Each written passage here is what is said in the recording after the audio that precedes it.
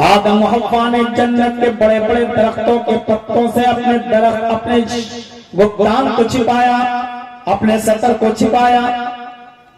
उधर से आवाज आई, क्या आदम हव्वा तुम दोनों ने मेरी नाफरमानी की, अब इस जन्नत में तुम्हें नहीं रखा जाएगा, तुम्हें जन्नत से निष्कासित किया जाएगा, निकाला जाएगा। आदम और हव्वा दोनों को अल्लाह रब्बुल आलमीन ने जन्नत से निकाल दिया।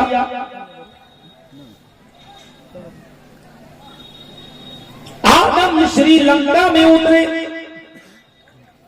और हव्वा को जद्दा में।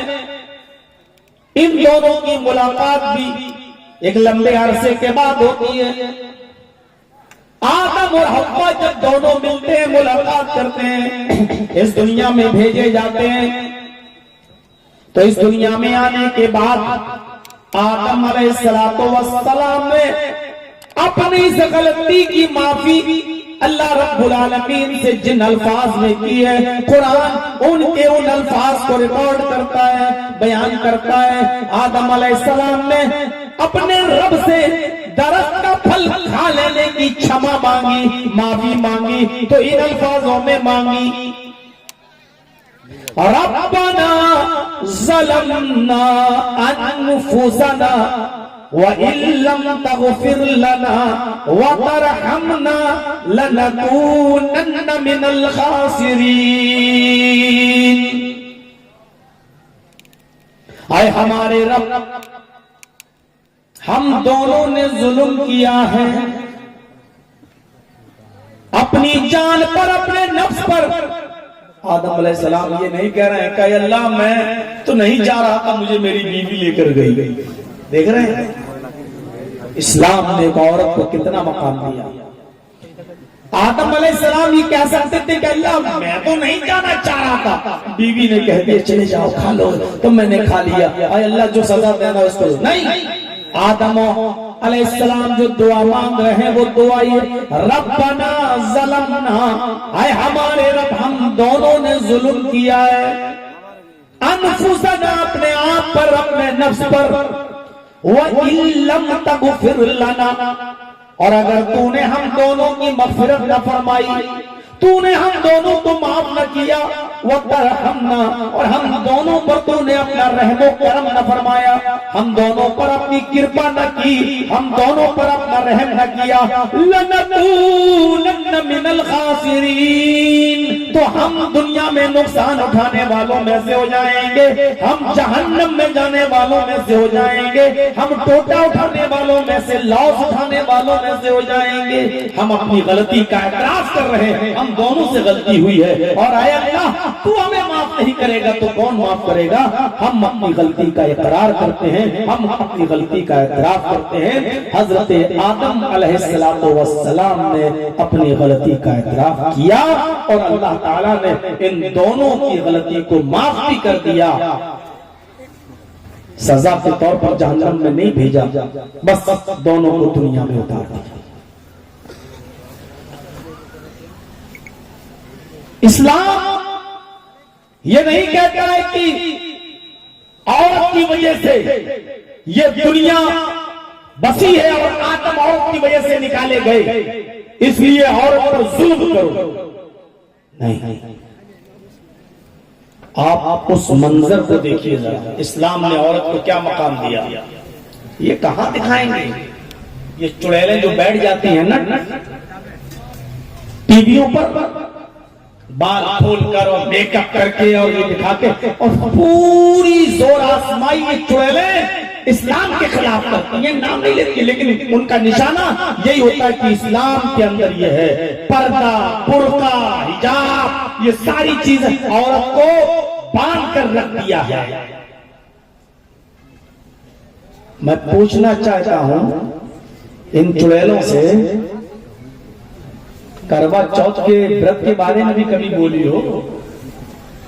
एक औरत बेचारी रोजा रखती है, व्रत रखती है, करवा चौथ का, सुबह से लेके शाम तक कुछ नहीं खाती नहीं पीती, छलनी लेके देखती रहती है चांद को, और जब चांद निकल आता है तब वो बेचारी खाती है पीती है, और ये रोजा वो रखती है व्रत अपने पति की लंबी आयु के लिए, अपने शौहर की लंबी उम्र के लिए। मुझे बताइए कि एक औरत ही अपने आदमी की लंबी उम्र के लिए दुआ क्यों मांगे, रोजा क्यों रखे? क्या ये औरत पर जुल्म नहीं है? एक आदमी को रोजा और व्रत रखने की इजाजत क्यों नहीं है हिंदू धर्म के अंदर? अपनी पत्नी की लंबी उम्र के लिए वो भी रखे। आदमी नहीं रखेगा, यह औरत की इंसल्ट नहीं है, यह औरत की बेइज्जती नहीं है, आदमी ही लंबी उम्र पाएगा।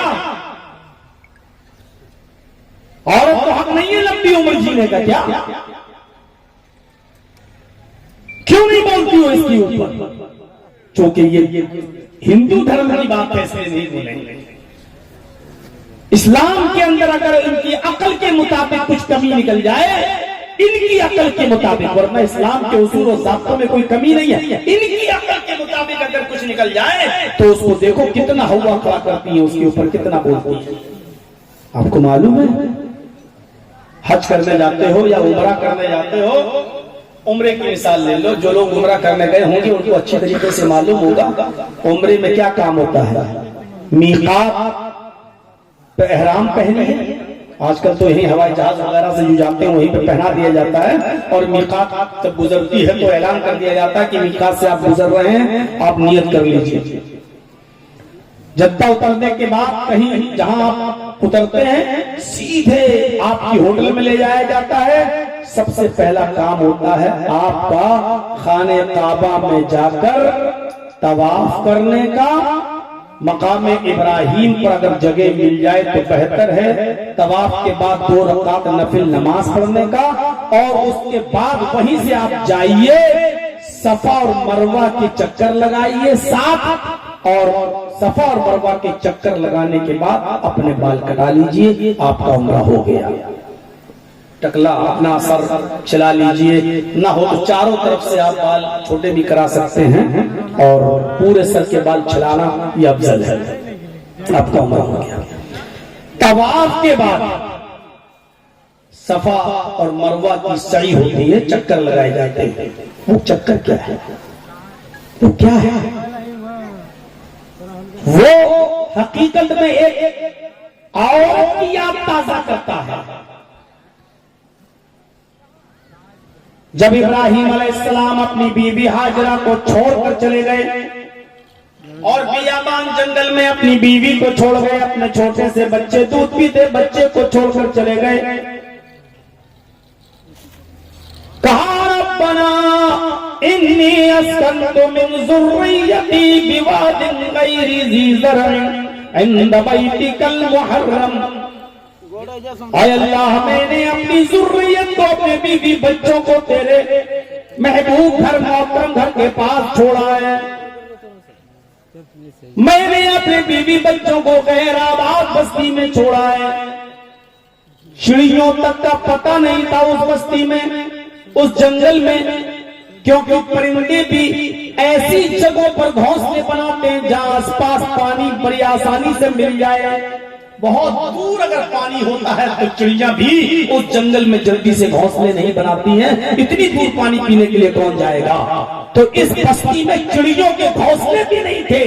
क्यों? क्योंकि दूर तक पानी का पता नहीं था। ऐसी बस्ती में छोड़ा था इब्राहिम अलैहिस्सलाम ने अपनी बीवी हाजरा को, और छोड़ के चले गए। बीवी ने पूछा, मुझे किसके हवाले छोड़ के जा रहे हो? इला मन ततरुकुना, मुझे किसके हवाले छोड़ के जा रहे हो? हजरत इब्राहिम ने जवाब दिया, इल्लल्लाह, अल्लाह के हवाले छोड़ के जा रहा हूं, अल्लाह के सुपुर्द करके जा रहा हूं। हाजरा ने जब ये सुना तो जवाब दिया, अब आप जाइए, मुझे अकेले छोड़ के जा रहे हो तो चले जाओ। अब मेरा रब हमें जाये नहीं करेगा, मेरा रब हमें बर्बाद नहीं करेगा। अब हमारा रब हमको हरगिज़ जाये और बर्बाद नहीं करेगा। कितना भरोसा था अल्लाह की जात के ऊपर। एक दिन गुजर गया, जो सत्तू पे खा लिया, सत्तू खत्म हो गया, पानी खत्म हो गया। छोटा बच्चा प्यासा है इस्माइल, मैं 2-4 दिन बगैर पानी के जिंदा रह सकता हूं, बच्चा कैसे जिंदा रहेगा? दूर तक पानी का पता नहीं, कोई काफिला नजर आ जाए उसे पानी ले लूं, लेकिन पानी का पता नहीं। हजरत हाजरा पानी की तलाश में दौड़ती हैं, सफा पर चढ़ जाती हैं, झांक कर देखती हैं उस पहाड़ी के नीचे कोई बस्ती रहती हो तो उन बस्ती के लोगों से थोड़ा सा पानी मांग लूं, लेकिन उस पहाड़ी से झांकती हैं तो कोई बस्ती आबाद नहीं। उनको दूसरी साइड में दूसरी पहाड़ी नजर आती है जिसको मरवा कहा जाता है। वो सफा से दौड़ती हैं, चक्कर लगाती हैं, चलती हैं और मरवा तक जाती हैं। बीच में कभी आहिस्ता चलती हैं और बीच में कभी कभी तेजी से चलती हैं, अकड़ के चलती हैं, अकेली हैं, कभी कभी इस तरीके से बहादुरों की तरह चलती हैं, अकड़ के चलती हैं, सीना तान के चलती हैं, फिर रुक जाती हैं, फिर थोड़ी देर नॉर्मल चाल चलती हैं और फिर थोड़ी देर अकड़ के चलती हैं। मरवा पहाड़ी पे पहुंच जाती हैं, मरवा से नीचे झांक कर देखती हैं कोई बस्ती आबाद हो तो इन बस्ती वालों से पानी ले लिया जाए, लेकिन कोई बस्ती नजर नहीं आती। सफा से मरवा एक चक्कर, फिर मरवा से सफा दौड़ी 2 चक्कर, पानी की तलाश में वो सफा से मरवा, मरवा से सफा, फिर सफा से मरवा, मरवा से सफा और फिर सफा से मरवा, दौड़ती रही यहां तक कि उन्होंने 7 चक्कर लगा लिए। सफा से दौड़ी मरवा तक 1 चक्कर, फिर मरवा से दौड़ी सफा पर 2 चक्कर, फिर सफा से दौड़ी मरवा पर 3 चक्कर, फिर मरवा से दौड़ी सफा पर 4 चक्कर, फिर सफा से दौड़ी मरवा पर 5वां चक्कर, फिर मरवा से दौड़ी सफा पर 6वां चक्कर, फिर सफा से दौड़ी मरवा पर 7 चक्कर। थक गई, पसीना पसीना हो गई। मेरे भाइयों, पानी नहीं मिला, लौट कर मायूस होकर अपने बच्चे के पास आकर बैठ गई इस्माइल के पास और कहने लगी, अल्लाह, एक औरत को जितना मेहनत करना था कर लिया, जितना दौड़ सकती थी दौड़ ली, जितना कोशिश कर सकती थी कर ली। मेरा शौहर मुझे और इस बच्चे को तेरे सुपुर्द करके गया है, इस बच्चे के लिए पानी का इंतजाम करना था। उधर अल्लाह ने हुक्म दिया, जिब्रील क्या देखते हो? मेरा बंदा इब्राहिम मेरी बंदी हाजरा को और अपने बेटे इस्माइल को मेरे भरोसे पर छोड़कर गया है। इनको भूखा और प्यासा नहीं मारा जा सकता है। जाओ, जहां इस्माइल पैरों में एड़ियां रगड़ रहे हैं उसी जगह पर तुम अपना पर मारो। और जैसे ही जिब्रील ने इस्माइल के पैरों की एड़ियों के पास अपना पर मारा, अल्लाह ताला ने जमजम का चश्मा जारी कर दिया, पानी निकाल दिया, वहां से पानी का चश्मा फूट गया। हाजरा ने जैसे ही पानी देखा तो खुशी से झूम उठी और पानी कहीं खत्म ना हो जाए तो उसको बांधने लगी, रोकने लगी, मिट्टी की मुडेर बांधने लगी। हदीस के अल्फाज हैं, जब हाजरा पानी को रोक रही थी, पानी फैल रहा था वो रोक रही थी, तो कहती जाती थी जम जम जम जम जम। ये अबरानी जबान का लफ्ज है, अरबी का लफ्ज नहीं है। उस जमाने में अबरानी जबान बोली जाती थी, ये अबरानी जबान का लफ्ज है। जम जम, अरे पानी रुक रुक रुक। जम का मतलब होता अबरानी जबान में रुक रुक। वो पानी को ऐसे रोक रही थी और कह रही थी जम जम जम जम जम, रुक जा, रुक रुक रुक रुक, कहां जा रहा, रुक रुक। एक मुडेर बांध दी। अल्लाह के नबी फरमाते हैं, अल्लाह रहम करे हाजरा पर, उसने पानी को बांध दिया। अगर उसने पानी की मुडेर न बांधी होती तो अल्लाह उस पानी को सारी दुनिया में फैला देता। और अगर पानी सारी दुनिया में फैल जाता तो उस पानी की वो इज्जत बाकी न रहती जो आज है। जो चीज आसानी से मिल जाए उसकी इज्जत नहीं होती। देख रहे हो गंगा का पानी, कोई इज्जत है? भले ही लोग उसको लाते हो, गंगा जल कहते हो, सब कुछ कहते हो, लेकिन उसी में पेशाब भी करते हैं लोग, उसी में लैट्रिन भी कर रहे हैं लोग, उसी में नहा भी रहे हैं लोग। कुंभ के मेले में देख लीजिए, नहा भी रहे हैं मर्द भी औरतें भी, और उसी में वीडियो भी बन रही है, सब कुछ हो रहा है।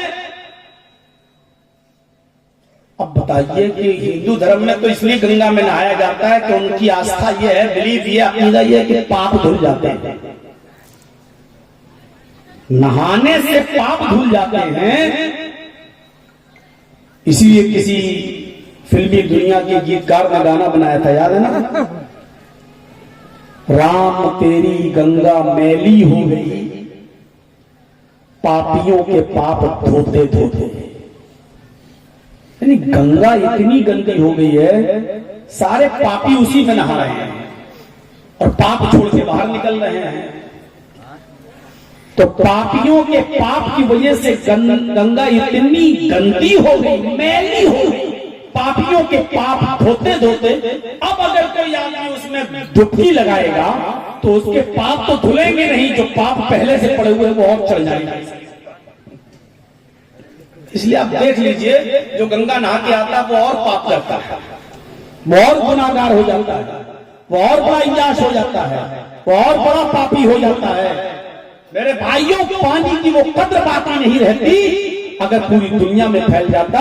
जो आज उसकी इज्जत है, लोग कितने इज्जत के साथ उस पानी को लेते और पीते हैं। और लेबोरेटरी में चेक करो, और किया गया है, इस भारत की लेबोरेटरी में चेक किया गया है। आज तक कोई भी, न तो विश्व हिंदू परिषद का आदमी, न शिवसेना का आदमी, किसी भी कट्टर से कट्टर हिंदूवादी संगठन के लोग भी उस पानी के अंदर कोई कमी नहीं निकाल सके। बल्कि यहां रिपोर्ट ये सामने आती है कि जमजम के पानी में इतनी शिफा है कि अगर कोई आदमी भूखा है और खाना नहीं मिल रहा है, अगर पेट भर के वो पानी पी ले तो कम से कम 2 घंटे की भूख उसकी पूरी हो जाती है। यानी 2 घंटे और वो अपना भूखा रह सकता है। उसमें इतना आयरन है, इस पानी के अंदर कैल्शियम है, इस पानी के अंदर आयरन है, इस पानी के अंदर शिफा है। मैं आज भी अपने इटावे में ऐसे शख्स को जानता हूं जो आज से 20 साल पहले हज करने गया था, और 20 साल के बाद जो पानी लेके आया था एक कट्टी में लेकर, वो पानी आज भी उसके घर पे रखा हुआ है। जब जरूरत पड़ती है तो एक ढक्कन पानी निकाल के एक गिलास पानी में मिला के वो पीता है। 20 साल के बाद भी वो पानी आज भी न सड़ा है, न खराब हुआ है, न बदबू उसके अंदर आई है। ये जमजम के पानी की खुसूसियत है कि वो सालों साल रखो तो वो खराब नहीं होता है। ये जीता जाता मौजिज़ा आज भी जिंदा है और इंशाअल्लाह क़यामत की सुबह तक जिंदा रहेगा। हाजरा जहां नॉर्मल चाल चली थी सफा और मरवा पर, आज हाजी जब हज करने जाता है तो वहां नॉर्मल चाल चलता है और ग्रीन लाइट लगाई गई है।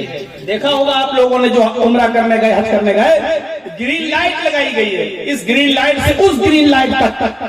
यहाँ हाजरा तेज दौड़ी थी तो तुम्हें भी तेज दौड़ना है हाजरा की तरह। हाजरा की अदा को जिंदा करना है। वहां जाकर थोड़ा सा तेज दौड़ा जाता है, सीना तान कर दौड़ा जाता है, बिल्कुल हाजरा की तरह। आए हिंदुस्तान की नापाक मीडिया के लोगों, इस्लाम को रुस्वा करने वालों, इस्लाम को जलील करने वालों, औरत के ताल्लुक से इस्लाम को बदनाम करने वालों, लिखो, तुम्हारे कलम में ताकत हो, लिखो। इससे बड़ी एक औरत की इज्जत क्या होगी कि जब तक हज में या उम्रे में कोई शख्स हजरत हाजरा के मकामात पर जहां वो दौड़ी थी अगर दौड़ न लगाए, और जहां तेज दौड़ी थी वहां तेज न दौड़े, और जहां आहिस्ता दौड़ी थी वहां आहिस्ता न दौड़े, और 7 चक्कर लगाकर आयशा हजरत हाजरा की अदा को अगर नहीं अदा करता है तो उसका न हज होता है न उसका उम्रा होता है। हज भी इबादत, उम्रा भी इबादत, एक औरत के पैरों के निशानात पर दौड़ने को अल्लाह ने अपनी इबादत बना दिया है। जहां हाजरा दौड़ी वहां तुम दौड़ो, जैसे हाजरा दौड़ी वैसे तुम दौड़ो। जितने चक्कर हाजरा ने लगाए उतने चक्कर तुम लगाओ। ये अल्लाह ने इसको अपनी इबादत का हिस्सा बना लिया। एक औरत के पैरों के निशानात को जहां वो दौड़ी उसको अल्लाह ने अपनी इबादत बना दिया हो। इससे ज्यादा एक औरत की इज्जत दुनिया का कौन सा मजहब दे सकता है, कौन सा धर्म दे सकता है? मुझे बताओ, इससे ज्यादा इज्जत दुनिया के किस मजहब ने औरत को दी है कि हाजरा जहां दौड़ी हो अल्लाह ने कह के तुम्हें भी वहां दौड़ना पड़ेगा, अगर नहीं दौड़ोगे तो हज नहीं होगा। हाजरा जहां तेज दौड़ी वहां तुम्हें भी तेज दौड़ना पड़ेगा, अगर नहीं दौड़े तो तुम्हारा उम्रा नहीं होगा, तुम्हारा हज नहीं होगा। मेरे भाइयों, एक औरत के नक्शे पाक को अपनी इबादत का हिस्सा बना दिया। इससे बड़ी एक औरत की इज्जत और किस मसले में मिल सकती है?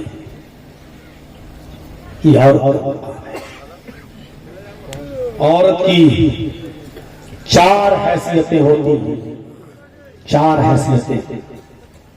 औरत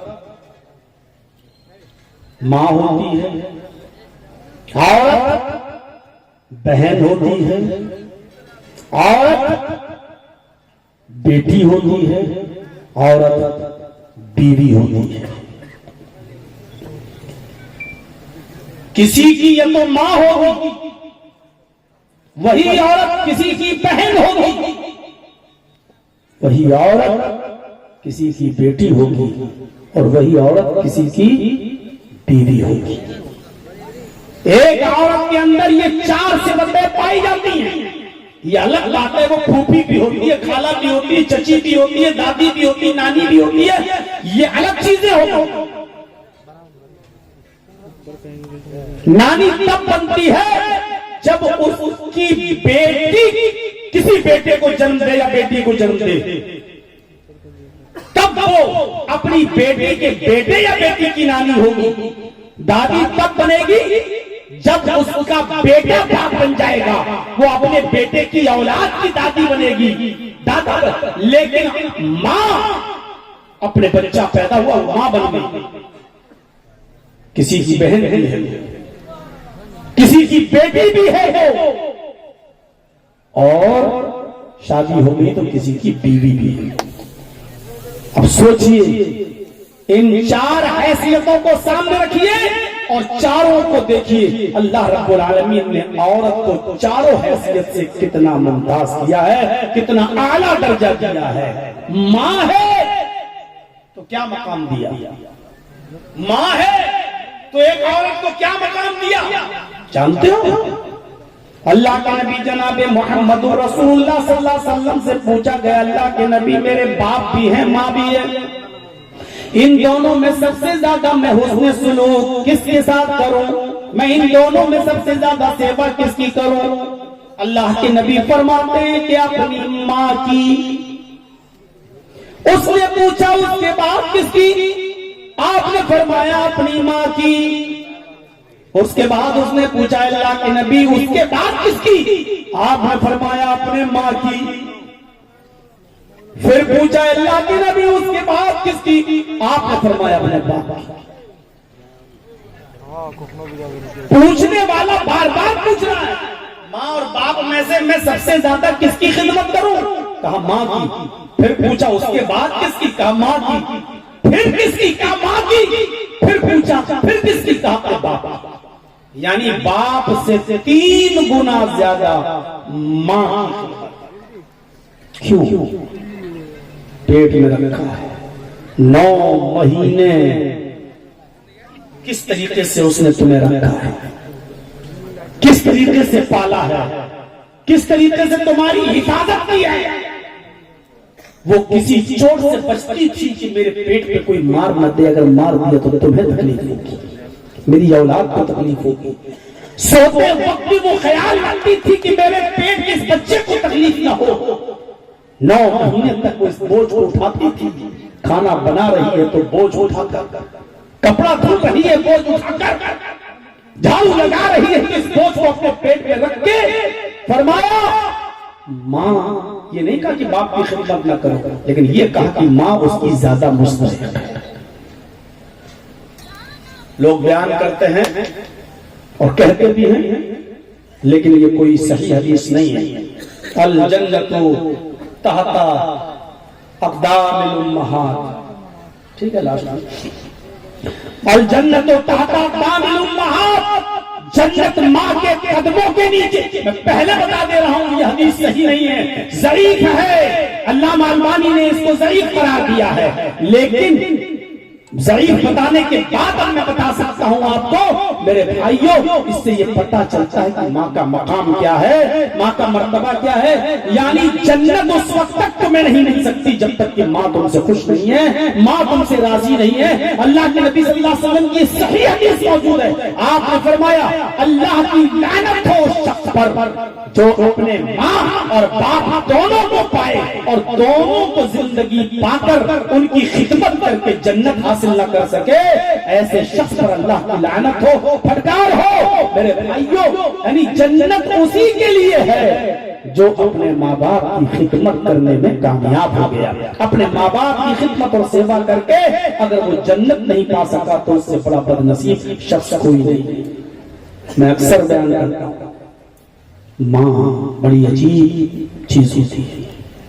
अपनी औलाद की तकलीफ नहीं देख सकती, अपनी औलाद की तकलीफ नहीं देख सकती है। और किसी ने अफसाना लिखा है, कोई दलील न पूछना हमसे, कि एक आशिक था, उसको अपनी किसी माशूका से बहुत प्यार था। एक तरफा ये करता था, वो नहीं करती थी। एक दिन उसने कह दिया कि तुम मुझे बहुत चाहते हो। कहा कि बस दिल चीर के नहीं दिखा सकता। आजकल के डायलॉग उस जमाने में भी चलते थे। अरे तुम बताओ तो सही, तुम्हें क्या चाहिए, बोलो तो सही। उसने कहा अगर तू मुझसे सच्चा प्यार करता है तो एक काम कर, अपनी माँ का कलेजा काट कर ला और मेरे सामने पेश कर, तब मैं मानूंगी कि तू मुझे प्यार करता है। माँ अपने बच्चे से बहुत प्यार करती थी। ये देर से जाता था तो माँ डांटती थी, बेटा तेरे इंतजार में मैं घर में बैठी रहती हूँ, जब तक तू आ नहीं जाता मुझे नींद नहीं आती, तू रोजाना रात में देर से क्यों आता। अब ये सोचने लगा कि माँ तो हमसे बहुत प्यार करती है, मैं माँ का कलेजा कैसे लाऊं। फिर सोचने लगता है अरे माँ तो आज नहीं तो कल मरेगी, वो तो मरने वाली है ही, बुढ़ी हो चुकी है, 65 है, कल मरे परसों मरे, 1 साल बाद, महीने बाद, 2 महीने बाद, वो तो जाना ही। अगर ये माशूका निकल गई मेरे हाथ से तब तो गड़बड़ होगा। तो चलो क्यों ना मैं अपनी माँ को मार दूं और कलेजा निकाल के दे दूं, उसको तो मरना तो है ही, उसको अब उसकी जिंदगी है ही कितने दिन की। ये कमबख्त गया, दरवाजा खटखटाया रात में। माँ ने कहा बेटा आज फिर तू देर से आया। उसने बुढ़िया को धक्का दिया, किचन से छुरी निकाली और माँ को काट दिया, उसका पेट फाड़ा, कलेजा निकाला, प्लेट में कलेजा रखता है और रात ही में लेकर भागता है कि जल्दी चले अपनी माशूका को दे दें, जितनी जल्दी मैं उसको दे दूंगा उतनी जल्दी मेरी हो जाएगी। वो भागता हुआ गया, रास्ते में ठोकर लगती है, मुंह के बल गिरता है, कलेजा जमीन पर गिरा और प्लेट लुढ़कती हुई नाली में चली गई। वो जल्दी से उठा, घुटने में चोट लगी, पहले प्लेट निकालता है और प्लेट को धोता है और फिर अपने माँ के पड़े हुए जमीन पर कलेजे के पास जाता है और उस कलेजे को जमीन से उठाकर प्लेट में रखता है। कलेजे से आवाज आती है, बेटे गिरते हुए चोट तो नहीं लगी, बेटे गिरते हुए चोट तो नहीं लगी। अफसाना है, कहावत है, लेकिन हकीकत यह है कि माँ का कलेजा ऐसा ही होता है। तुम लाख माँ को सताओ, लेकिन जब माँ ये देखती है कि मेरे बेटे को तकलीफ पहुंची है, तड़प जाती है, तरस जाती है। हजरत अलकमा इंतकाल का वक्त है, कलमा अदा नहीं हो रहा है। बीवी ने खबर पहुंचाई, अल्लाह के रसूल मेरे शौहर अलकमा की जबान से कलमा अदा नहीं हो रहा है। अल्लाह के नबी आए, कलमा पढ़वाया, अलकमा की जबान से कलमा नहीं निकल रहा है। अल्लाह के नबी ने कहा शायद अलकमा की माँ अलकमा से नाराज है, बुलाओ। बुलाया गया, माँ आई, कहा अल्लाह के नबी ने है अलकमा की माँ, तेरे बेटे की जबान से कलमा अदा नहीं हो रहा है, क्या बात है? कहा वो जाने, उसका काम नहीं। कहा लगता है कि तुम अपने बेटे से नाराज हो। कहती कि हाँ मैं अपने बेटे से नाराज हूं। कहा इसीलिए तेरे बेटे की जबान से कलमा अदा नहीं हो रहा है। अगर ये साल में मर गया और कलमा अदा नहीं हुआ तो बहुत बुरा अंजाम होगा तेरे बेटे का, माफ कर दे। कहती है कि अल्लाह के नबी मैं अपने बेटे को माफ नहीं कर सकती, इसने मेरा बहुत दिल दुखाया है। आपने कहा अगर तू माफ नहीं कर सकती तो मैं भी इसको मुसलमानों के कब्रिस्तान में मरने के बाद दफन नहीं कर सकता। सहाबा जाओ जंगल से लकड़ियां इकट्ठी करके लाओ, इसके दरवाजे के बाहर लकड़ियां जमा कर दो। जब ये मर जाए तो इसकी लाश को उठाकर आग में जला दो। माँ का सताने वाला और माँ का नाफरमान मोहम्मद के कब्रिस्तान में जमा दफन नहीं होगा। जब माँ ने ये सुना कि मेरा बेटा मरने के बाद भी 2 गज जमीन नहीं पाएगा, इसको जला दिया जाएगा, इसको 2 गज जमीन भी नहीं मिलेगी, तो चीख पड़ी अल्लाह के रसूल मैं माँ हूं, ये बर्दाश्त नहीं कर सकती। कहा तो फिर बता अपने बेटे से नाराज क्यों है? तो कहते अल्लाह के रसूल नाराजगी की बहुत बड़ी वजह नहीं है, बस इतनी वजह है मैं अपने बेटे की तारीफ भी करती हूँ। कान कसीरुस सलाह व कसीरुस सयाम, मेरा बेटा बहुत बड़ा नमाजी है, मेरा बेटा बहुत बड़ा रोजगार है, ये नफली नमाजें भी पढ़ता है और नफली रोजे भी रखता है, नमाज में और रोजे में कोई कमी नहीं है। लेकिन ऐ अल्लाह के नबी कमी सिर्फ ये है कि ये मुझे अपनी बीवी से कम समझता है, अपनी बीवी को मुझ पर ज्यादा तरजीह देता है। तरजीह का मतलब समझते हो? अपनी बीवी को ज्यादा अहमियत देता है, मुझे कम देता है, यानी देता है लेकिन कम। तरजीह का मतलब समझते हो? ये 2 कपड़े लाता है ईद पर, एक मेरे लिए एक मेरी बीवी के लिए, अपनी बीवी के लिए, लेकिन पहले अपनी बीवी को देता है, बाद में मुझे देता है। ये बाहर से आता है खाने के लिए, पहले अपनी बीवी को पूछता है, बाद में मुझे पूछता है। यानी जो भी काम करता है पहले बीवी का ख्याल करता है, बाद में मेरा। यानी ख्याल तो करता है लेकिन बीवी के बाद मुझे ये इंसल्ट लगती है अपनी, ये जलील करता है मुझे अपनी बीवी के सामने। अल्लाह के रसूल अपनी बीवी को ज्यादा तरजीह देता है। यहाँ पर भी कितने ऐसे बैठे होंगे जो गुलाम होंगे अपनी बीवियों के, यहीं पर बैठे होंगे जो अपनी माँ को कम अहमियत देते होंगे और अपनी औरतों को ज्यादा अहमियत देते होंगे, अपनी बीवियों को ज्यादा।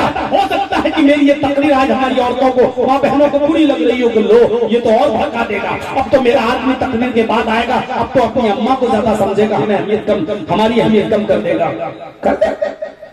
बीवी को बीवी का मकाम दो, लेकिन माँ का मकाम नहीं छीना जा सकता है। आप ईद के दिन 2 कपड़े लाते हो, पहले अपने माँ से पूछो माँ तुम कौन सा पहनोगी, और बीवी को भी सोचना चाहिए माँ बेचारी अब कितने दिन रहेगी, चलो माँ की आखिरी दिनों में तो तमन्ना पूरी कर दी जाए। बीवी को बुरा नहीं मानना चाहिए, उसकी माँ है, अपनी माँ को तरजीह नहीं देगा तो माँ होने की ऐसे पुस्तक अल्लाह के रसूल, लेकिन ये बर्दाश्त नहीं कर सकती कि मेरा बेटा आग में चल जाए। मैं इसको दिल से माफ कर रही हूँ, दिल से। जैसे ही उसने दिल से माफ किया, आपने कहा लकमा कलमा पढ़ो। लकमा ने कहा अशहदु अल्ला इलाहा इल्लल्लाह व अशहदु अन्न मुहम्मदन अब्दुहु व रसूलुहु। कलमा ज़बान से निकल गया और उसी वक्त उनकी रूह भी निकल गई, इंतकाल हो गया। कलमा पढ़े बगैर जाते तो क्या होता, और कलमा अदा हो गया। मन कान आखिरो कलामिही ला इलाहा इल्लल्लाह दखलल जन्नह, जिसकी ज़बान से आखिरी जुमला ला इलाहा इल्लल्लाह निकला और फिर वो मर गया तो वो जन्नती है। ये अल्लाह के रसूल की हदीस है, बुखारी की रिवायत है। ये है माँ का मकाम, ये है माँ का दर्जा। एक साहबी अपनी बूढ़ी माँ को अपने पीठ पर लाद कर तवाफ करा रहे हैं खाने काबा का, आंखों से अंधी है, पैरों से लंगड़ी है, बूढ़ी है, तवाफ करा रहे हैं। और 7 चक्कर लगाने के बाद हजरत उमर फारूक पर नजर पड़ी तो हजरत उमर फारूक कहते हैं माशाअल्लाह अपनी माँ की इतनी खिदमत करते हो, अल्लाह तुम्हें जज़ाए खैर दे। कहा अल्लाह के ऐ अमीरुल मोमिनीन, ऐ उमर फारूक, मेरी माँ आंखों से अंधी है, मेरी माँ दांत उसके मुंह में नहीं है, मेरी माँ हाथों से कोड़ी है, मैं अपने हाथ से रोटी बनाता हूँ और अपने हाथ से अपनी माँ को खिलाता हूँ, जब चबा नहीं पाती मुंह से चबाता हूँ, फिर वो लुक़मा अपने माँ के मुंह में डालता हूँ। अमीरुल मोमिनीन, मेरी माँ पेशाब और पायखाना करती है, बिस्तर पर धो नहीं पाती है क्योंकि हाथों से कोड़ी है, मैं उसके कपड़े भी साफ करता हूँ, और मैं उसकी लैट्रीन और गंदगी भी साफ करता हूँ। अमीरुल मोमिनीन उसने कहा कि मैं उम्रा करना चाहती हूँ। मैंने कहा माँ तुम देख नहीं पाती हो। कहा बेटे तेरी पीठ पर सवार होकर तो मैं तवाफ कर लूंगी। मैं अपनी माँ की ख्वाहिश पूरा करते हुए लाया, अपनी पीठ पर लाद कर मैंने उसको तवाफ कराया, सफा मरवा की सही कराई। क्या मैंने अब भी अपनी माँ का हक अदा नहीं किया? अब तो माँ का हक अदा हो गया, क्या अभी भी मैंने अपनी माँ का हक अदा नहीं किया? हजरत उमर हंसने लगे और कहने लगे हक अदा करने की बात पूछते हो? तेरी माँ जब तुझे जन रही थी, तेरी माँ जब तुझे पैदा कर रही थी, अपने पेट से तुझे जब बाहर ला रही थी, उस वक्त उसको जो दर्द हो रहा था, जो तकलीफ हो रही थी, और दर्द में तकलीफ में उसने जो पहली आवाज निकाली, उस तकलीफ का कि पहली आवाज तो तेरी माँ के मुंह से निकली अभी तो तूने अपने माँ की उस पहली आह का भी हक अदा नहीं किया, उसकी पूरी जिंदगी का क्या हक अदा करेगा? ये है माँ का मकाम। तो अगर माँ है कोई औरत तो ये दर्जा दिया है मोहम्मद रसूलुल्लाह सल्लल्लाहु अलैहि वसल्लम ने, माँ की हैसियत देखिए। अब अगर बहन है, बहन तो दर्जा दिया। बहन और बेटी दोनों को मिलाकर एक हदीस है, अल्लाह के नबी सल्लल्लाहु अलैहि वसल्लम ने फरमाया कि जिसकी 3 बेटियां होंगी या 3 बहनें होंगी।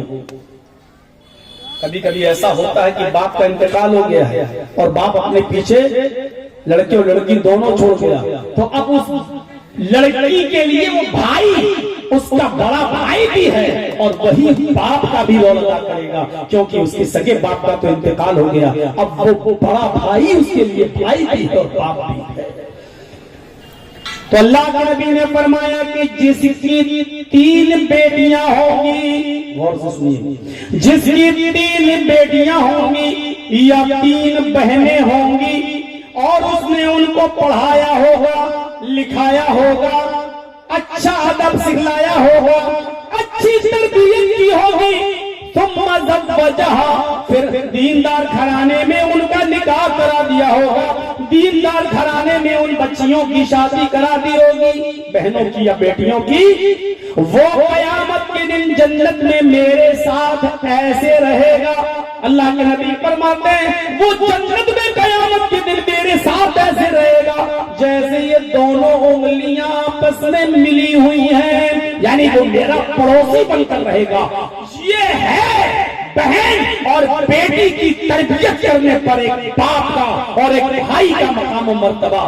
तसव्वुर करो, जन्नत 7 जन्नतें हैं, 7 जन्नतें। उन जन्नतों में सबसे आला जन्नत कौन सी है? जन्नतुल फिरदौस। मोहम्मद रसूलुल्लाह कहाँ जाएंगे? जन्नतुल फिरदौस। और जन्नतुल फिरदौस में सबसे आला मकाम किसको मिलेगा? मोहम्मद रसूलुल्लाह सल्लल्लाहु अलैहि वसल्लम को। और नबी का पड़ोसी बनकर, नबी के घर से चिपका हुआ घर इसका होगा। किसका? जिसने पास 3 बेटियां होंगी या 3 बहनें होंगी और उसने उनको पढ़ाया होगा, लिखाया होगा, अच्छा अदब सिखलाया होगा और अच्छी तरबियत की होगी और फिर उनका निकाह भी दीनदार घराने में कराया होगा।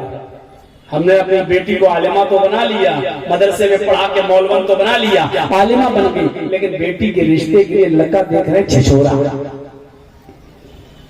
गलीचा, बैंक का लड़का जो सूद और ब्याज का कारोबार करता है, सूदी कारोबार करता है, सूदी बिजनेस कर रहा है, सूद का कारोबार खोले बैठा है। हमने अपनी बेटी को आलिमा बनाया और किसी दर मुद्दे के साथ शेविंग करने वाले, तालियों का जनाजा निकाल कर नालियों में बहाने वाले लड़के के साथ हमने इसका निकाह कर दिया। ऐसे शख्स के बारे में यह हदीस नहीं है। छोटे लोगों के साथ शादी कर दी, उनके बारे में नहीं। तो मतलब वजह अच्छे घराने में, दीनदार घराने में उनकी शादी कर दी। ये शख्स जन्नत में मेरे साथ ऐसे रहेगा। अल्लाह के नबी फरमाते जैसे ये दोनों उंगलियां आपस में मिली हुई हैं, ये दोनों उंगलियां आपस में मिली, यानी जैसे ये चिपकी हुई है ऐसी वो मेरा पड़ोसी बनकर रहेगा। ये मकाम है बेटियों की परवरिश करने वाले का और बहनों की परवरिश करने वाले का और उनको पढ़ाने और लिखाने वाले का और उनकी शादियां कराने वाले का। कितना बड़ा मकाम है। ये है, अंदाजा लगाइए बेटी का मकाम। पढ़ाओ लिखाओ, अच्छा सब खिलाओ। आज के इस दौर में जहां हालात ये हो कि हमारी लड़कियां इर्तिदाद का शिकार हो रही हो,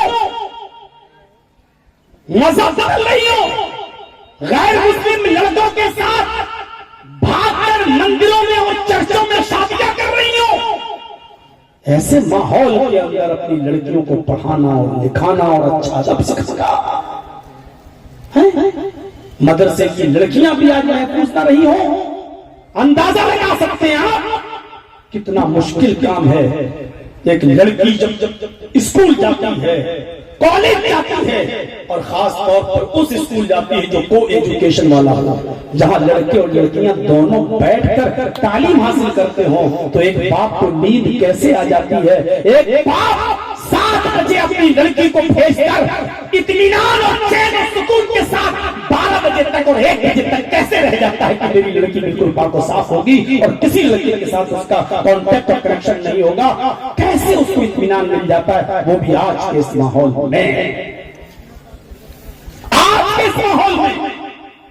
लेकिन ऐसी लड़कियां भी मौजूद हैं मेरे भाइयों, जिन्होंने डॉक्टरी की डिग्री ले ली, MBBS कर लिया, सरकारी नौकरी भी लग गई, नियुक्ति भी हो गई, और नियुक्ति के लिए देखिए अभी बिहार के अंदर पटना में चीफ मिनिस्टर ने उसको बुलाया, नियुक्ति लेटर दिया, लेकिन हिजाब भी खींच लिया। एक अंग्रेजी माहौल में पड़ी हुई लड़की, इंग्लिश माहौल में पड़ी हुई लड़की, और हिजाब के साथ चीफ मिनिस्टर के सामने जा रही है।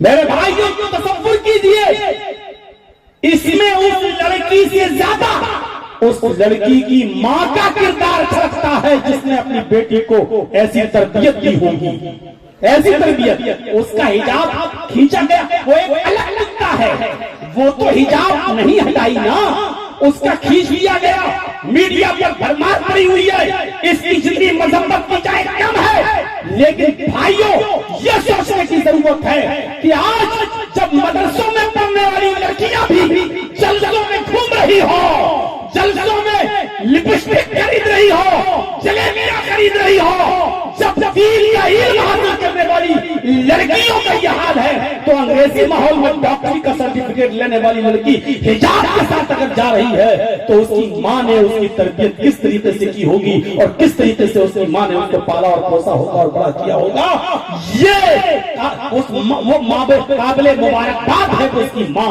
सलाम करता है ये जर्जीस उसकी मां को कि उसने इस माहौल में अपनी बेटी को ऐसी तरबियत दी है, उसने तरबियत को। हम क्या तरबियत देंगे और आप क्या तरबियत देंगे? जलसों में भी अपनी मोटरसाइकिल पर अपनी सालियों को बिठा के लाने वालों, ससुराल से अपनी भाभी को अपने घर तक लाने वालों, तुमसे क्या उम्मीदें रखी जाए? बेगैरती का तमाशा बना दिया। तुम बात करते हो उसकी सगी भाभी हो और भाई की इजाजत के बावजूद अपने देवर के साथ वो नहीं आ सकती है। जर्जीस साहब अगर अपने छोटे भाई से कहते हैं जाओ भाभी को घर से ले आओ, मोटरसाइकिल ले जाओ बिठा कर लाओ, मेरी इजाजत के बावजूद भी मेरी बीवी का मेरे छोटे भाई के साथ अकेले मोटरसाइकिल पर बैठकर आना या उसके साथ कहीं जाना हराम है इस्लाम की दृष्टि से। इसको दुनिया का कोई मौलवी हलाल नहीं कह सकता। और इसी तरीके से मेरी बीवी बैठी है, हम दोनों खाना खा रहे हैं और साली आ जाए, बीवी की बहन, और वो भी बुला ले, जरा तुम भी खा लो मेरे साथ खाना। अपनी बीवी के पास बैठकर भी साली के साथ खाना नहीं खाया जा सकता है, जायज नहीं है। अगर बीवी कह रही है, लेकिन इसके बावजूद नहीं, बीवी के हिसाब से इस्लाम थोड़ी चलेगा। इस्लाम फातिमा के बाप जनाबे मोहम्मद रसूलुल्लाह के हिसाब से चलेगा। बीवी इजाजत दे रही खा लो, नहीं चलेगा। जर्जीस साहब का हक है अगर साली आ गई है तो उनके चला जाए, या साली का हक है कि जर्जीस को देख रही है और उसको खुद ही चली जाए और हमसे पर्दा करे। क्यों? क्योंकि बीवी के इंतकाल के बाद साली के साथ निकाह जायज हो जाता है।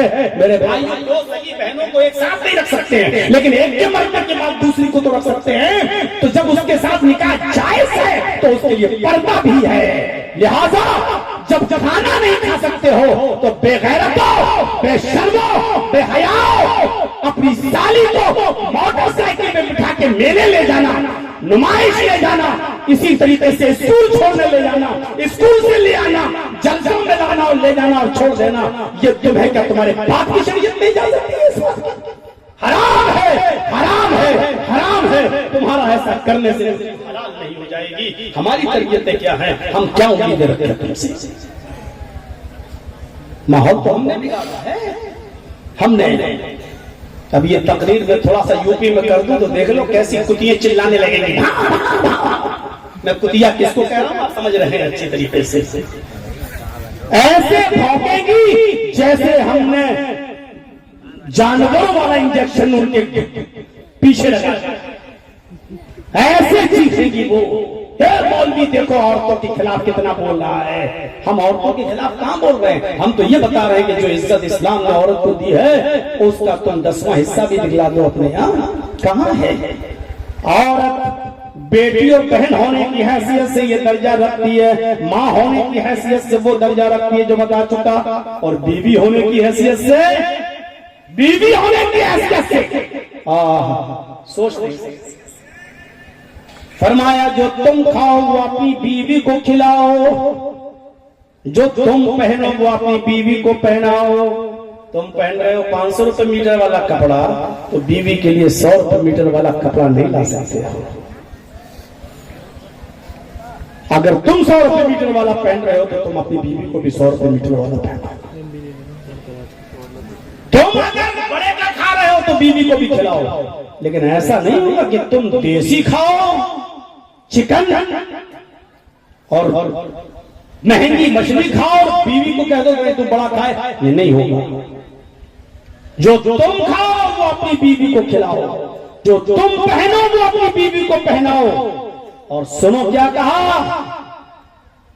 क्या कहा? खबरदार कभी मारने की जरूरत पड़ जाए तो उसके चेहरे पर कभी थप्पड़ मत मारना। मारने की जरूरत कभी नहीं पड़ सकती, सिर्फ एक सबब है मारने का, बस वो भी हल्की मार। और वो क्या है?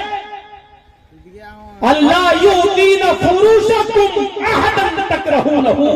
अल्लाह के नबी ने फरमाया वो ऐसे आदमी को तुम्हारे बिस्तर पर आने की इजाजत दें जिसको तुम नापसंद करते हो। यानी तुम्हारे बिस्तर पर जब वो किसी गैर मर्द को बुलाए और उसके साथ उसका गलत ताल्लुक हो तो फिर तुम पहले उसको समझाओ। पहली चीज, नहीं समझ में आता है तो उसके घर के 4 आदमी बुलाओ, अपने घर के 4 आदमी बुलाओ, उनमें ये बात रखो और समझाओ, ये सब लोग मिलकर समझा। इसके बाद भी ना माने, फिर तीसरी चीज है कि उसका बिस्तर अलग कर दो, यानी उसके साथ सोना छोड़ दो। आप अपना कमरा वो अपने कमरे में, लेकिन अभी भी घर से मत निकालो। लेकिन इसके बावजूद भी वो न माने, तब चौथी चीज बताई है, तब तुम उसको हल्की मार मार सकते हो। फज़रिबूहुन्ना ज़रबन गैरा मुबर्रिह, तब तुम उसको इतना मार सकते हो जो निशान नजर न आए, यानी हल्की फुल्की मार मार सकते हो। और आपकी हल्की फुल्की मारने से भी वो न सुधरे, रास्ते पे ना आए, तब तुम उसको एक तलाक दे दो। जब वो पाक हो जाए, हालत तोहर में हो, महीने से पीरियड से पाक हो, तब आप उसको कहो कि मैंने तुझे तलाक दी। अभी भी वो आपके घर में रहेगी, अभी भी आप उसको खिलाएंगे पिलाएंगे और उसको 1 महीने के लिए छोड़ दीजिए। अब वो डर जाए कि मेरा शौहर मुझे 1 तलाक दे चुका है। अगर नहीं माना और हमने अपने शौहर की बात तस्लीम नहीं की तो ये दूसरे महीने में मुझे दूसरी तलाक दे देगा। अगर वो समझदार होगी तो मान जाएगी, आप रुजू कर लीजिए। आपकी सिर्फ 1 ही तलाक खत्म होगी, 2 तलाकें भी आपकी बाकी हैं। अब आपकी बीवी अगर नहीं मानेगी और फिर भी दूसरे आदमी को बुला रही है, तो दूसरे महीने में जब वो पीरियड से फिर फाको साफ हो जाए, महीने से साफ हो जाए, तो आप दूसरे महीने में फिर उसको दूसरी तलाक दो कि देख तू नहीं मानी, मैं तुझे दूसरी तलाक भी दे रहा हूं। अब ये 2 तलाकें पड़ गई हैं उसके ऊपर। अभी भी वो आपकी बीवी है, अभी वो आपका घर छोड़ के नहीं जाएगी और आपके ऊपर उसका खाने पीने की जिम्मेदारी है। आप उसको खिलाएंगे पिलाएंगे, लेकिन बिस्तर अलग। अगर अब भी मान गई तो ठीक है, उसको रुजू कर लो, उसको रुजू कर लो। लेकिन आपकी 2 तलाकें हो गई हैं, अब पूरी जिंदगी में सिर्फ 1 तलाक बाकी रह गई है आपकी। अगर आपने कभी भी उसको 1 तलाक और दे दी तो जिंदगी भर के लिए फिर आपके लिए हराम हो जाएगी। लेकिन वो अभी आपकी बीवी है और दूसरी तलाक के बाद भी वो नहीं मानती है।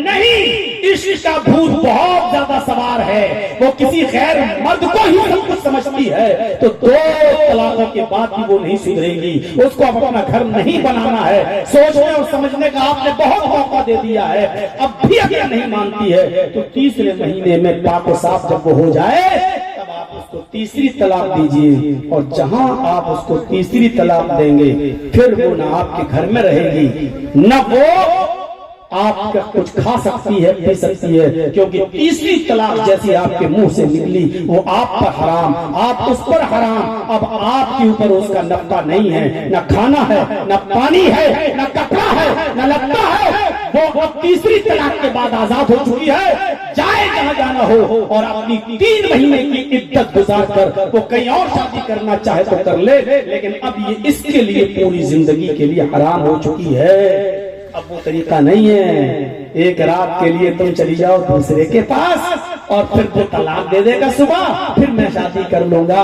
मेरे भाइयों, ऐसे नाजायज और हराम रिश्ते को इस्लाम कबूल नहीं करता है। जानबूझकर आप कहोगे मेरी बीवी से 1 रात के लिए शादी कर लो, कल से बाद तलाक दे देना। इसको तो किराए का साण बताया है अल्लाह के नबी ने। फरमाया क्या मैं तुम्हें किराए का साण बताऊं क्या है? कहा क्या? ये वो लोग हैं जो हलाला करते हैं और हलाला करवाते हैं। मेरे भाइयों, हाँ, अगर ये औरत 3 महीने की इद्दत गुजार के कहीं शादी कर ली और उस शौहर के साथ रह रही है, कई साल उसके साथ रही, फिर उन दोनों मियां बीवी में कुछ इख्तिलाफ हुआ और उसने इसी तरीके से फिर अपनी बीवी को तलाक दे दिया, तो अब पहला मर्द अगर इससे शादी करना चाहे तो कर सकता है, इसको इजाजत है पहले आदमी को, लेकिन तय करके नहीं कि 1 रात के लिए तुम ले जाओ और कल हमारी बीवी तलाक दे देना। एक अंधे ने शादी कर ली, बड़ी खूबसूरत मिल गई उसको, उसने कहा ये अंधा है और ये जो है कर ले बेटा हलाला, कल सुबह तलाक दे देना। तो उसने कहा ठीक है दे दे कल। और तलाक जब सुबह लोग गए उसके पास के तलाक दो, उसकी बीवी ने रात ही में कह दिया था कि सुन, मैं कोई चोरी थोड़ी हूँ, कभी हमारे हाथ से उतरे दूसरे को पहना दो, दूसरे से उतारो तीसरे को पहना दो, मैं कोई कपड़ा थोड़ी हूँ कि जब चाहो तब पहन लो, जब चाहो तब बदल दो। देखो तुम नाबीना हो, मैं जिंदगी भर तुम्हारी खिदमत करूंगा। वो हाफिज था, जिंदगी भर मैं तेरी सेवा करूंगी, तुझे खिलाऊंगी पिलाऊंगी, लेकिन तुझे कसम देती हूँ तलाक मत देना मुझे।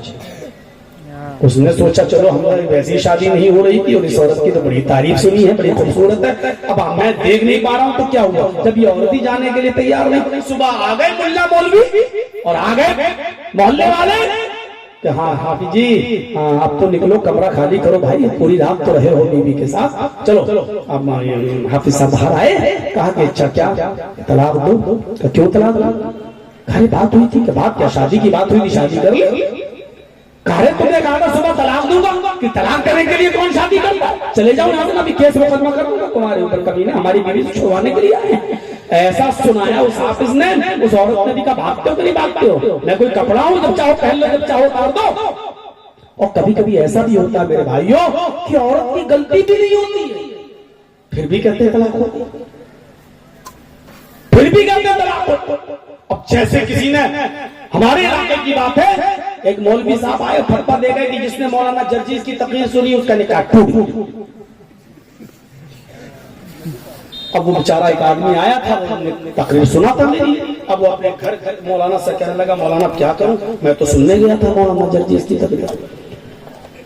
मौलाना बोले तेरा निकाह टूट गया। तो कहता टूट तो गया है, जुड़ेगा कैसे? काफी बीवी का हलाला क्या, हलाला कैसे होगा? कहा कि अपनी बीवी की शादी एक रात के लिए किसी दूसरे मर्द के साथ कर, और दूसरे दिन फिर वो तलाक देगा, फिर तेरी बीवी तक गुजारेगी, फिर तू शादी कर सकता है।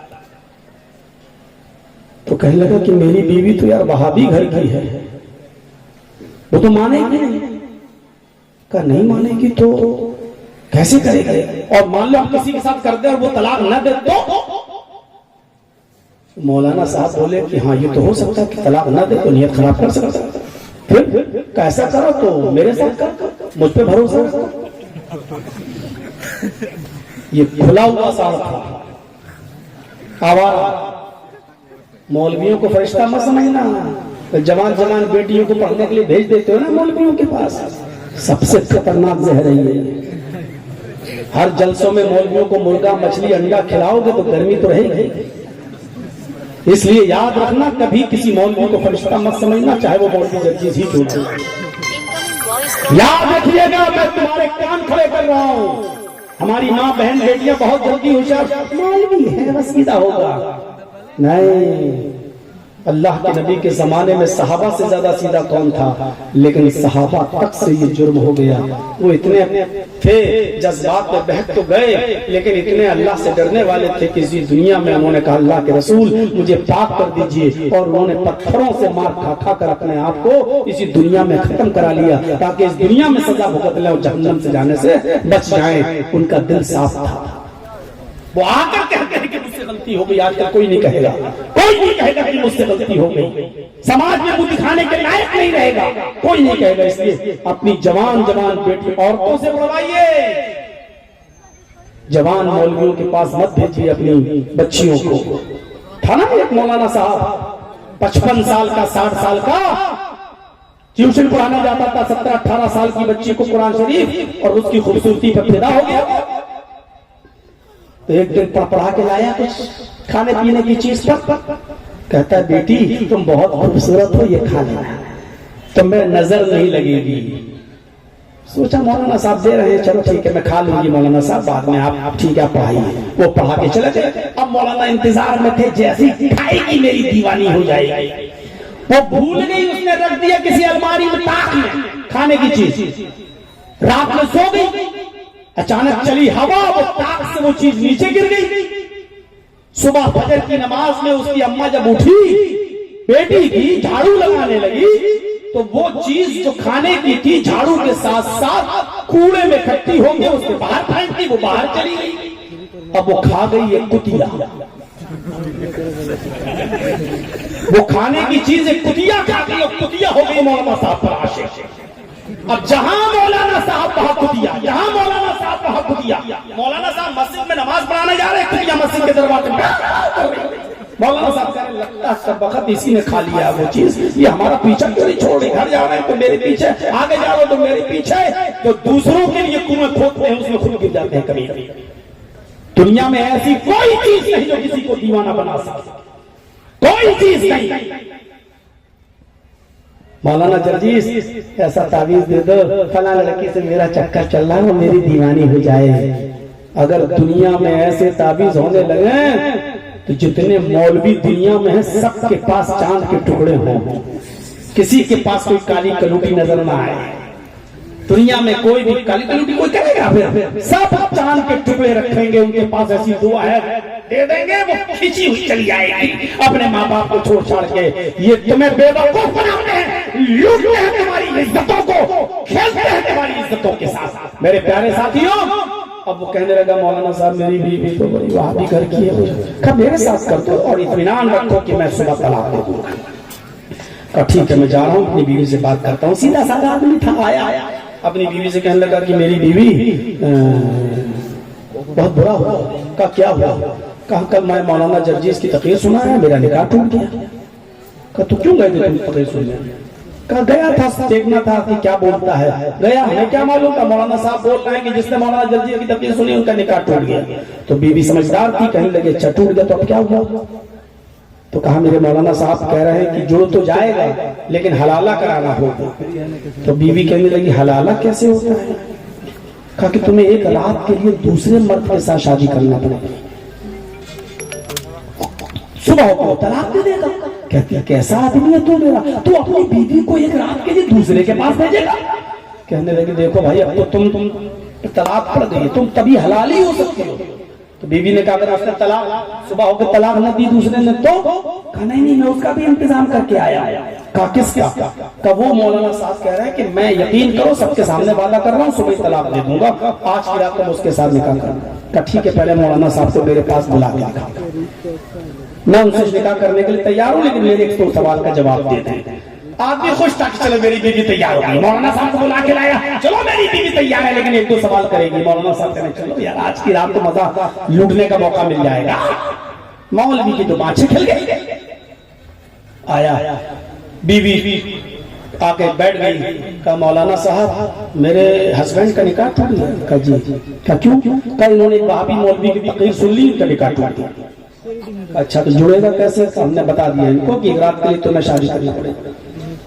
अब बीवी आग पकोड़ा कहती है बात बताइए मौलाना साहब, तकरीर तो मेरे शौहर ने सुनी, तो मेरे आदमी का ना निकाह टूटा है, मैं तो अपने घर पे थी, मैं तो नहीं सुनी, तो मेरा निकाह क्यों टूट गया? मौलाना कहते पागल है क्या, तू ही तो उसके निकाह में है। ठीक है दोनों एक दूसरे के निकाह में हैं, लेकिन सजा उसको मिलनी चाहिए जिसने गलती की। मैंने तो गलती नहीं की, तो मुझे सजा क्यों मिल रही है? मैं क्यों एक रात के लिए तेरे पास आऊं शादी करूं, मेरा क्या कसूर है? कहा नहीं निकाह तुम्हारा ही टूटा। कहा वाह मारो घुटना फूटे सर, अभी इसके खोपड़ी पर पत्थर मारते हैं, देखे तुम्हें चोट लगती है कि इसको चोट लगती है, जो गलती करेगा उसी को सजा मिले। उसका शौहर कहता है अरे तुम मौलाना साहब से बहस कर रही हो। बोली चुप चुप, अपने शौहर से बोली चुप चुप। अब उठर गया, क्या बात है भाई, तकरीर किसने सुनी? कहा मैंने। जलसे में दौड़ गया था? कहा मैं। तो निकाह किसका टूटा? कहा मेरा। कहा जब तेरा टूटा तो तू ही हलाला कर, मैं क्यों जाऊं हलाला कराने? तो कहता मैं किसके साथ हलाला करूं? इसी मौलवी के साथ कर लेना, ये हलाला करता फिरता सवाल है ना, इसी के साथ कर ले, गलती तेरी, हलाला करने के लिए तैयार, चल यहां से। आ गया मौलवी चूते उठा के भागा वहां से। कहता बाप रे बाप, वहाबियों के घर में तो बकरियां भी वहाबी होती हैं। अरे तुमने सबसे बड़ी गलती की, तुम इस घर में शादी करे क्यों? उसने ऐसा जवाब दिया कि मौलवी चप्पल उठा के भागा और फिर रुका नहीं, पूरी बस्ती में नहीं दिखा, कहने लगा नहीं भाई कुछ नहीं, तू रहो अपनी बीवी के साथ यार। आज अगर हर औरत ऐसी बन जाए तो आज कोई उनकी इज्जतों के साथ खिलवाड़ करने वाला ना हो। कितना मजाक होता है मीडिया पर, छिछोरापन। आज देख लीजिए कोई बात होती है, कितने कमेंट आते हैं, ये हलाले की औलाद है, ये हलाले की औलाद है, ये हलाले की औलाद। इस शर्मिंदगी का सबब क्या है? कौन है इसका जिम्मेदार? इस्लाम ने इस हलाले को हलाला करार नहीं दिया है, ये गलत है मेरे प्यारे साथियों, ऐसा नहीं होना चाहिए। बाकायदा मैंने एक जगह बोर्ड लिखा हुआ देखा, उस पर लिखा हलाला सेंटर, हलाला सेंटर। आगे बढ़े तो उस पर लिखा हुआ है कि 20 साल से 80 साल तक के मौलवी अवेलेबल हैं। अगर किसी की मां बहन बेटी को हलाले की जरूरत हो तो यहां आकर संपर्क करें। जैसे बकरे खोले जाते हैं बकरियों के लिए, पाले जाते हैं, ऐसे अब मौलवी भी पाले जाने लगे। 20 साल से लेकर 80 साल तक के बेगैरतो, ये दिन देखने से पहले तुम चुल्लू भर पानी में डूब के मर गए। तो ऐसी माएं होनी चाहिए जो अपने बच्चों को ऐसी तरबियत दें, ऐसी तरबियत दें जैसे ये हिजाब वाली बच्ची जो आज मेरे भाइयों उसके साथ गलत हुआ है, गलत हुआ है, मैं भी कहता हूं गलत हुआ है, लेकिन उसने अपनी मर्जी से ये गलत नहीं किया है। चीफ मिनिस्टर को कौन क्या कहे, उसने तो नौकरी तक करने से मना कर दिया क्योंकि इज्जत उसको ज्यादा प्यारी थी। उसने सोच लिया कि आगे क्या होगा। मेरे भाइयों आगे देखो क्या होता है। मैं कहना ये चाहता हूं कि ऐसी माओ की जरूरत है जो अपनी औलाद की ऐसी तरबियत करें। तो इस्लाम ने औरत को बहुत बड़ा मकाम दिया है। बाप हो तो अपनी बेटी को हिस्सा दोगे, भाई हो तो अपनी बहन को हिस्सा दोगे, हैं? बेटे हो तो तुम्हारी विरासत से मां हकदार बनेगी, और शौहर हो तो भी तुम अपनी बीवी को हिस्सा दोगे। यानी एक लड़की चारों तरफ से हिस्सा पाती है, चारों तरफ से हिस्सा पाती है? अगर वो मेरी बेटी है तो बाप के हिस्से में से, बाप की विरासत में से हिस्सा पाएगी। फिर मेरे जो बेटे हैं वो उस भाई बहन है, वो अपने भाइयों की विरासत से भी हिस्सा पाएगी। कल मेरी बेटी जब मां बनेगी तो अपने बेटे की विरासत से भी हिस्सा पाएगी, और जब शादी होगी तो अपने शौहर की विरासत से भी हिस्सा पाएगी। इस्लाम ने इतना बड़ा मकाम दिया है एक लड़की को कि वो अपने बाप से भी हिस्सा पाएगी, अपने भाई से भी पाएगी, अपने शौहर से भी पाएगी और अपने बेटे से भी पाएगी। इतना बड़ा मकाम और मर्तबा किसी मजहब ने औरत को नहीं दिया है जो इस्लाम ने दिया है।